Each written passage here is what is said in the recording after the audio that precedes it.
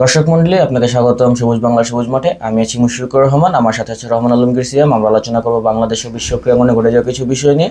শুরু করছি একটি কষ্টের খবর বা হারের খবর দিয়ে, যেটি হচ্ছে আজকে বাংলাদেশ ভুটানের একটি ম্যাচ হয়েছিল। সেই ম্যাচে 1-1 গোলে ড্র হয়।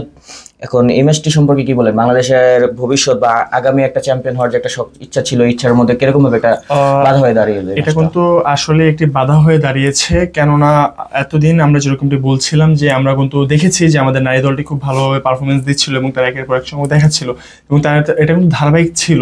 তবে আজকের যে ম্যাচটি ছিল, আজকের ম্যাচটি যদি তারা নাও হেরে থাকে, কিন্তু না হারার ফলেও কিন্তু তাদের জন্য এটি খুবই ক্ষতিগ্রস্ত আরো বেশি হয়েছে। এখন বিষয়টি হচ্ছে এরকম যে আমরা যে বিষয়টি জানতাম, বলতে গেলে এখন বাংলাদেশ চ্যাম্পিয়ন্স লিগ থেকে বাদ, এটা যদি আমরা বলি আমরা সবাই মেনে নিতে হবে। আর যদি আমরা খাতা কলমের দিকে হিসাব করতে যাই, তাহলে কিন্তু বাংলাদেশের কাছে এখন একটি আশার কিরণ রয়ে গেছে। সেটি হচ্ছে কিভাবে, সেটি হচ্ছে এরকমটি যে আপনার যে ম্যাচটি রয়েছে নেপাল এবং ভারতের, সেই ম্যাচটিতে যদি কোনো রকমে নেপাল যদি ভারতকে হারাতে পারে, তাহলে গিয়ে পরবর্তীতে যখন বাংলাদেশ এবং ভারতের ম্যাচটি হবে, সেই ম্যাচটিতেও ভারতকে বাংলাদেশের কাছে হারতে হবে। যদি সেটা হয়ে থাকে, তাহলেই গিয়ে কিন্তু আমরা আমাদের শিরোপাটা অর্জন করতে পারবো। কিন্তু যেখানে আমরা দেখতে পাচ্ছি যে নেপাল কিন্তু অতটা স্ট্রং একটা টিম নয়, বা তেরকম তাদের কাছ থেকে ভারতকে হারানোর মতো ক্যাপাবিলিটি আমরা দেখতে পারতেছি না। তো আমরা অলরেডি জানি যে আমাদের ভারতের পয়েন্ট টেবিল হচ্ছে 12, এবং তারা যদি নেপালকে হারিয়ে ফেলে তাদের পয়েন্ট টেবিল হয়ে যাবে 15, যেখানে বাংলাদেশের পয়েন্ট টেবিল হচ্ছে 10।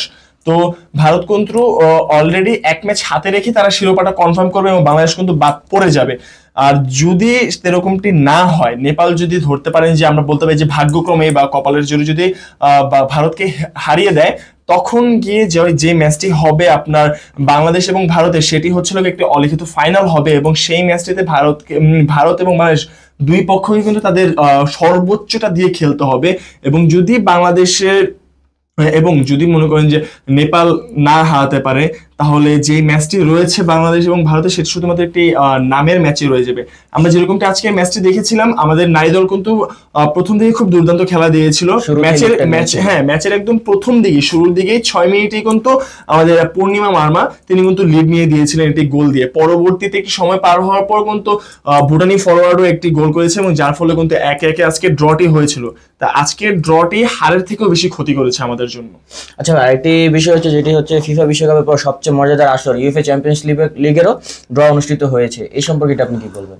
ফিফা এবং ইউএফএ চ্যাম্পিয়ন্স লিগ দুইটা কিন্তু খুবই বড় মাপের খেলা, এবং সেখানে কিন্তু ফিফার পরবর্তীতে এবার গতকালকেই আমাদের ইউএফএ চ্যাম্পিয়ন্স লিগের ড্রটি হয়েছে, এবং এই ড্রয়ের মধ্যে 36 দলের যে প্রতিযোগিতাটি রয়েছে সেটি শুরু হবে আগামী 16 সেপ্টেম্বর থেকে।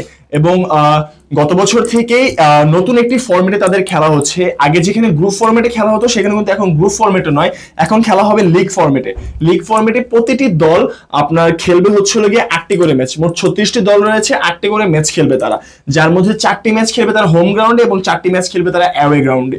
এবং সেখানে যদি আমরা কথা বলতে চাই, তাহলে একটু দেখেই বলছি, আমাদের রিয়েলের যে খেলাগুলো রয়েছে, রিয়েলের খেলাগুলোর মধ্যে তারা ঘরের মাঠে খেলবেন ম্যানচেস্টার সিটির বিপক্ষে, জুভেন্টাসের বিপক্ষে, মার্সাই ও মোনাকের বিপক্ষে, এবং অ্যাওয়ে মাঠে তারা একটা কথা বলতে চাই, রিয়েলের কিন্তু আর ম্যানচেস্টার সিটি একটা কিন্তু খুবই দ্বন্দ্ব রয়ে গেছে, এবং সেখানেই কিন্তু তারা ঘরোয়া মাঠে খেলবেন এবার। তো এবার কিন্তু আমরা মানে উৎসুকতা যেটাকে বলে আর কি, এক্সাইটমেন্ট যেটা রয়েছে, সেটা খুবই বেশি পরিমাণ দেখতে পারবো। আমি যে কথাটা বলছিলাম যে অ্যাওয়ে ম্যাচ যেটি রয়েছে, রিয়ালের যে 4টি অ্যাওয়ে ম্যাচ রয়েছে, সেটি তারা খেলবে হচ্ছিল গিয়ে লিভারপুল, বেনফিকা, অলিম্পিয়াকোস এবং কাতরাই আলমাতের মাঠে। এবং বার্সেলোনার কিন্তু ম্যাচ রয়েছে, এবং বার্সেলোনা তাদের ঘরের মাঠে যাদের সাথে খেলবেন সেটি হচ্ছে গতবারের চ্যাম্পিয়ন পিএসজি, ফ্রাঙ্কফুর্ট, অলিম্পিয়াকোস এবং কোপেনহেগেনের বিপক্ষে। তাছাড়া তাদের যে অ্যাওয়ে ম্যাচগুলো রয়েছে, সেগুলো খেলবেন চেলসি, ক্লাব ব্রুজ, সালভিয়া প্রাগ ও নিউক্লিয়াস ইউনাইটেডের মাঠে। এবং এখানে কথা হচ্ছে যে আপনার যে 36টি দল খেলবে, তাদের প্রতিটি খেলা প্রাথমিক যে খেলাটি রয়েছে, সেটি খেলার শেষে যে আপনার মার্কশিটটি বা পয়েন্ট শিটটি রয়েছে, সেই পয়েন্ট শিটে শীর্ষ 8 দল সরাসরি দ্বিতীয় রাউন্ডে চলে যাবে, এবং যারা 9 থেকে দ্বিতীয় 24 যে দল রবে, তাদের মধ্যে একটি প্লে অফ ম্যাচ হবে, এবং সেই প্লে অফ ম্যাচ থেকে পরবর্তী 8টি দল, মোট 16টি দল কিন্তু দ্বিতীয় রাউন্ডে খেলতে যাবেন। আচ্ছা, আরেকটা বিষয় হচ্ছে বিদায় নিয়ে আবেগঘন বার্তা ফুটবল মহাতারকা লিওনেল মেসির। ফুটবল তারকা লিওনেল মেসির আবেগঘন যে বার্তাটির কথা আপনি বলতেছেন, আমরা যেরকমটি জানি এবং এটি খুব আগে থেকেই গুঞ্জন ছিল, মেসির জন্য সম্ভবত এটি তার ক্যারিয়ারের লাস্ট ফিফা হবে এবং তার ক্যারিয়ার কিন্তু এখানেই শেষ হতে যাচ্ছে। এবং ফুটবল প্রেমীদের জন্য খুবই কষ্টের একটি বিষয়, বড় মাপের একটা প্লেয়ার যাকে ফুটবলের রাজা বলা হয়। অবশ্যই সেখানে কিন্তু তার নিজস্ব ঘরোয়া মাঠে, যেটা আমরা বলি হোম গ্রাউন্ডে যেটা বলি, সেখানে বিশ্বকাপের পূর্বে প্রীতি ম্যাচ যেটাকে আমরা বলে থাকি, সেই প্রীতি ম্যাচে কিন্তু ভেনেজুয়েলার বিপক্ষে তাদের যে একটি ম্যাচ রয়েছে সেটা হচ্ছে আগামী সপ্তাহে, এবং এটি হয়তো বা তার সর্বশেষ ম্যাচ হবে তার নিজস্ব ঘরোয়া মাঠে। তাই তিনি কিন্তু এই ম্যাচটি খেলার জন্য বা এই ম্যাচটি যখন তিনি খেলতে যাবেন, তিনি বিশেষভাবে চেয়েছেন তার স্ত্রী, তার সন্তান, তার ভাই বোন এবং মানে তার সম্পূর্ণ পরিবার যারা রয়েছে তার সম্পূর্ণ পরিবার তার সাথে সেখানে যাবে, ম্যাচটিতে উপস্থিত থাকবেন। এছাড়াও অন্য একটি বিষয় যেটি রয়েছে যে এর পরবর্তীতে এই পরবর্তীতে আর কোনো প্রীতি ম্যাচ রয়েছে কিনা সেটিও কিন্তু নিশ্চিত নেই, এবং শুধুমাত্র এই কারণে কিন্তু বলা হচ্ছে যে আগামী সপ্তাহে যে ম্যাচটি হবে প্রীতি ম্যাচটি, এই ম্যাচটি হয়তোবা আর্জেন্টাইন মহাতারকা মেসির জন্য তার নিজস্ব ঘরোয়া মাঠে তার শেষ খেলা হবে।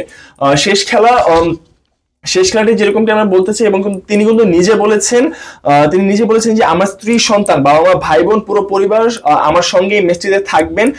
মানে তারা খুব ভালোভাবে জিনিসটি উপভোগ করতে চাচ্ছেন যে তাদের সন্তান, তার স্বামী, তার বাবা যে এখানে তার জীবনের বলতে পারেন যে তার ক্যারিয়ারের শেষ ম্যাচটি খেলতেছে, তারা এটি উপভোগ করতে চান। এবং তিনি আরো বলেছেন যে এরপরে কি হবে, আর কোনো ম্যাচকে তিনি খেলবেন কিনা সেটিও তিনি এখন পর্যন্ত জানেন না। এখানে দুঃখের বিষয়টি হচ্ছে এটি, আর্জেন্টাইন তারকা মেসির মতো একজন তারকার এখনই অবসরপ্রাপ্ততা হওয়া বা আর সামনে না খেলতে পারা, বা তার 2026-এর যে ফিফাটি রয়েছে সেটি তার জন্য সর্বশেষ ফিফা, এটি আসলে একটি কষ্টের বিষয়। এখানে আরেকটা বিষয় আছে, কারণ তার একটা বয়স হয়ে এসেছে। হ্যাঁ, অবশ্যই বয়স এসে একটা সিরিয়াস ইনজুরিতে পরে তার আগামীতেও তার এটা ইমপ্যাক্ট। হ্যাঁ, আপনি অবশ্যই ঠিক বলেছেন। তবে আমরা যদি তার বয়সের দিকে দেখি, তিনি কিন্তু বয়সের তুলনায় এখনো ফিট রয়েছেন, পারফরম্যান্স আগের মতোই রয়েছেন। তিনি কিন্তু এখনো সেই পারফরম্যান্স দিয়ে যাচ্ছেন সবাইকে, এবং সেই জন্যই কিন্তু এটি একটি ফুটবল প্রেমিকদের জন্য দুঃখের বিষয় যে তারা যাকে আইডলাইজ করতো, যাকে তারা তাদের মেন্টর হিসেবে গণনা করতো, তিনি যখন তার ক্যারিয়ারটি শেষ করবেন তখন তাদের জন্য অবশ্যই এটি একটি দুঃখজনক বিষয় হবে। আজ এই পর্যন্তই দর্শক, আমাদের সাথে থাকার জন্য ধন্যবাদ। দেখা হবে কাল একই সময় নতুন কোনো বিষয় নিয়ে। সবাই ভালো থাকবেন, সুস্থ থাকবেন। আল্লাহ হাফেজ।